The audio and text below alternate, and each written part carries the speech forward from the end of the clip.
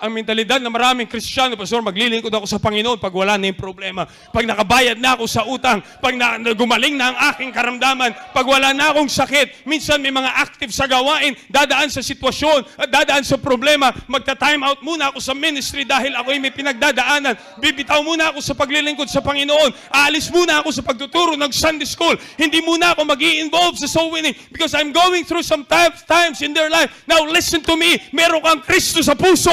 Meron akong Kristo sa puso, and God saved us to serve. At anumang pagsubok, anumang suliranin ang dumadaan sa ating buhay, let us be resolved to minister while in misery.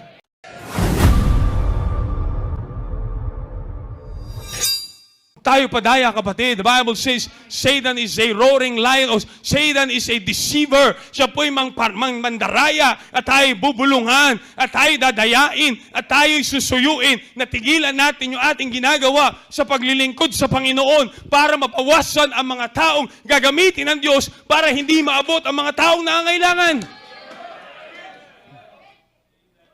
Don't be so selfish. Nakala natin, tayo lang lagi yung may problema. Akala natin tayo lang yung dumadaan sa hirap. Akala natin tayo lamang yung dumadaan sa sitwasyon na hindi maunawaan. That's why I praise the Lord for pastors. When I see these pastors, at nung ako'y nilagay ng Panginoon sa Las Piñas, the more I understand, hindi pala lahat ng pagkakataon ang pastor ay tatayo sa likuran ng pulpito at imi-minister tayo ay siya ay nasa 100% of his life. But they will minister while they're in pain. Alala ko po na aking teenage years. We were living back there. Dati po, dyan kami nakatira. Auditorium was here. It was a midnight Saturday. In the middle of midnight Saturday, wala pang Sunday service. Nagsiservice na po kami dalawa ni Pastor Ed. Nagwa one-on-one service na po kami. He was talking to me in the middle of the night. I'm going through some tough times. I'm backslidden in heart. Ayaw ko na magsimba. Parang nagulat kayo, no? Nagbabackslide din po kami. Hindi dahil nakonekta, spiritual. Kaya nga po nagbarong kami.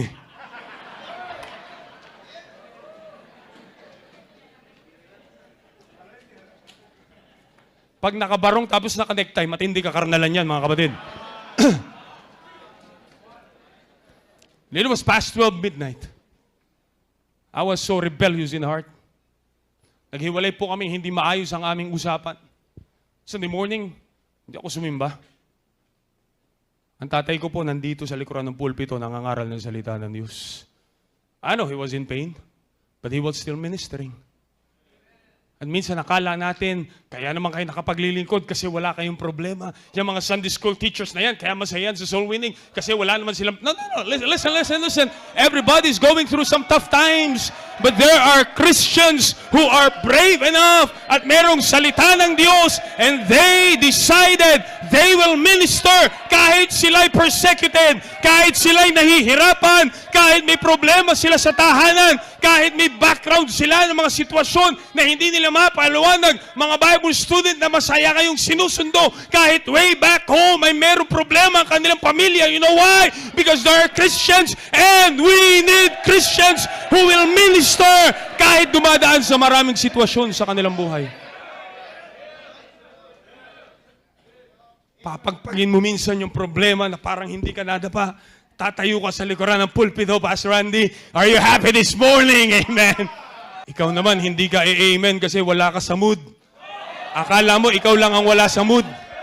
Akala mo, ikaw lang may problema sa pera. Akala mo naman, ikaw lang ang may asawa. Ay, akala mo naman. But listen, we have to minister while in suffering.